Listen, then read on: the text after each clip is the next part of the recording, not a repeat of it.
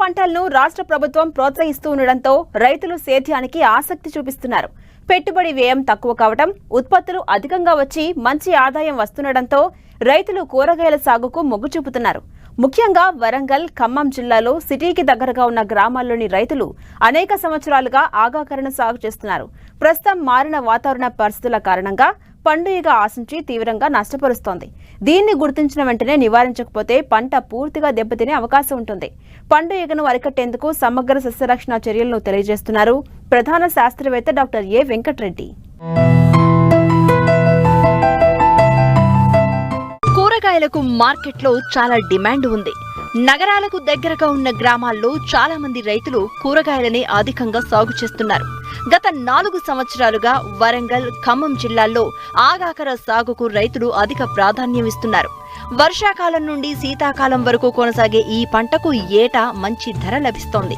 అయితే ఇప్పుడు పండు ఈగ బెడద ఆగాకరకు పెద్ద సమస్యగా మారింది. ఈ పురుగు బెడద వల్ల కాయలు నాణ్యత కోల్పోయి దిగుబడికి తీవ్ర నష్టం వాటిల్లుతోంది. దీనిని ఫ్రూట్ ఫ్లై అని అంటారు. రైతులు ఇప్పటికే 3 నుండి 4 కోతలు కోశారు. అయితే ఇప్పుడు కొత్తగా పూత నుండి కాయలవుతున్న సమయం వీటి ఉధృతి పెరిగింది. ఈ పురుగులు ఆశించిన కాయలు పనికి రాకుండా పోతున్నాయని రైతులు ఆందోళన వ్యక్తం చేస్తున్నారు. పండు ఈగ నివారణకు సమగ్ర సస్యరక్షణ చర్యలను తెలియజేస్తున్నారు వరంగల్ ప్రాంతీయ వ్యవసాయ పరిశోధనా స్థానం ప్రధాన శాస్త్రవేత్త డాక్టర్ ఏ వెంకటరెడ్డి. ఈ పురుగుకు సంబంధించినటువంటి తల్లి రెక్కల పురుగులు కనుక చూస్తున్నట్లయితే ఇవి మనకు మామూలుగా కందిరీగ లాగా మనకు కనిపిస్తూ ఉంటాయి. వాటి రెక్కలు కనుక చూసుకున్నట్లయితే చాలా పారదర్శకంగా ఉండి శరీరం మొత్తం కూడా పసుపు రంగులో కనిపిస్తూ ఉంటాయి. ఈ రెక్కల పురుగులు ఈ పూత మీద కానీ లేకుంటే తయారైనటువంటి చిన్న పిందెల పైన కానీ గుడ్లు పెడతా ఉంటాయి. ఆ గుడ్ల నుంచి వచ్చినటువంటి పిల్ల పురుగులు ఏవైతే ఉంటాయో పూతకు నష్టం చేయడమే కాకుండా చిన్న పిందె దశలో ఉన్నప్పుడే ఈ పురుగు చిన్న రంధ్రం చేసి లోపలికి వెళ్ళి కాయ లోపల ఉన్నటువంటి పదార్థాన్ని అంతా కూడా తినివేయడం జరుగుతూ ఉంటుంది. దీనివల్ల మనకు బాహ్యంగా చూసినట్లయితే తొందరగానే కాయలు అనేటువంటి పండువారిపోతూ ఉంటాయి. తర్వాత కాయ కూడా కొంచెం వంకర టింకరగా మారిపోవడం, తర్వాత ముందుగానే పక్వానికి వచ్చినట్టుగా ఈ నేల మీద పడి ఆ విధంగా రైతుకు బాగా నష్టం కలుగజేస్తూ ఉంటాయి. ఈ లోపల ఉన్నటువంటి ఈ మ్యాగట్స్ ఏవైతే ఉంటాయో ఆ పిల్ల పురుగులన్నీ కూడా పెరిగిన తర్వాత ఆ కోశ దశకు వెళ్ళే ముందు కాయల నుంచి మళ్ళీ బయటకు వచ్చేసి భూమి లోపలికి చేరి భూమి లోపల ప్యూపా దశకు పోయి అక్కడి నుంచి మళ్ళీ తల్లి ఈగగా బయటికి రావడం జరుగుతూ ఉంటుంది. పాదుజాతి కూరగాయల్లో ప్రతి పంటకు పండు ఈగ సమస్య ఉంది. రసాయన పురుగు మందులు వాడడం వల్ల ఖర్చులు పెరగడం తప్ప నివారణ అనేది పూర్తి స్థాయిలో సాధ్యం కాదు. కాబట్టి వీటి నివారణకు సమగ్ర సస్యరక్షణ పద్ధతులు పాటిస్తే ఈ ఈగను అరికట్టి అధిక దిగుబడులను సాధించడానికి ఆస్కారం ఉంటుంది.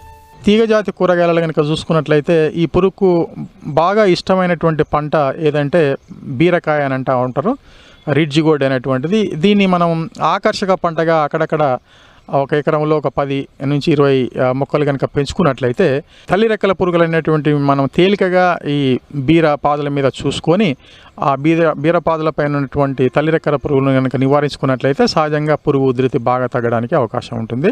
ఈ పురుగు ఆశించి రాలినటువంటి కాయలు ఏవైతే ఉంటాయో వాటిని మనం జాగ్రత్తగా ఎప్పటికప్పుడు కాల్చివేయడం కానీ లేకుంటే భూమిలో గుంత తీసి గుంతలో వేసి పూడ్చిపెట్టడం కానీ తప్పకుండా చేయాలి. లేనట్లయితే ఈ కింద పడినటువంటి కాయల నుంచి వెలువడేటువంటి ఏదైతే వాసన ఉంటుందో ఆ వాసనకి ఇంకా పురుగులు ఎక్కువగా ఆకర్షించబడి ఇంకెక్కువ నష్టం జరగడానికి అవకాశం ఉంటుంది. కలుపు మొక్కలు లేకుండా జాగ్రత్త తీసుకోవాలి.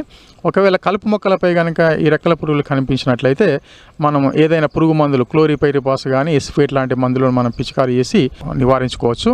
ఈ పురుగు నివారణకి విషపర్యలు కూడా పెట్టుకోవడానికి అవకాశం ఉంటుంది. ఒక 100 మిల్లీలీటర్ల మలాథియాన్లో ఒక 100 మిల్లీలీటర్ల చక్కెర కానీ లేకుంటే బెల్లం ద్రావణాన్ని కనుక మనం తయారు చేసుకొని మట్టి పాత్రలలో చిన్న ప్రమిదల్ లాంటి మట్టి పాత్రలు ఉంటాయి.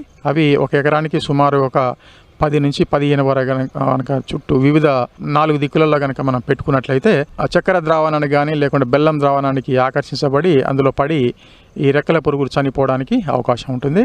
ఇంకా రెండో రకమైనటువంటి పద్ధతి 1:1 రేషియో, అంటే ఒక 100 మిల్లీలీటర్ల మిథైల్ యూజినాలు తర్వాత 100 మిల్లీలీటర్ల మలాతి అనేటువంటి మందును కూడా కలుపుకొని ఒక్కొక్క మట్టి పాత్రలో సుమారుగా ఒక 10 మిల్లీలీటర్ల వరకు కనుక ఉంచి అక్కడక్కడ మనము పంటలో కనుక పెట్టుకున్నట్లయితే దానికి కూడా ఆకర్షించబడి రెక్కల పురుగులు నివారించుకోవడానికి అవకాశం ఉంటుంది. ఈ పురుగు యొక్క ప్యూపా దశ భూమిలో ఉంటుంది కాబట్టి తప్పకుండా వేసవిలో లొద్దుకులు చేసుకోవడమే కాకుండా పైరు మొదల దగ్గర ఉన్నటువంటి మట్టినంతా కూడా ఎప్పటికప్పుడు పారలతోటి కనుక కదిలించి దాంట్లో ఉన్నటువంటి ప్యూపా దశలో ఉన్నటువంటి పురుగును నాశనం చేసుకోవచ్చు. లేదా పాదులలో ఒక్కొక్క పాదుకు సుమారు ఒక 50 నుంచి 100 గ్రాముల ఫాలిడాల్ అనేటువంటి డస్ట్ని కనుక వేసుకున్నట్లయితే ప్యూపా దశ పురుగులను కూడా మనం నివారించుకోవడానికి అవకాశం ఉంటుంది.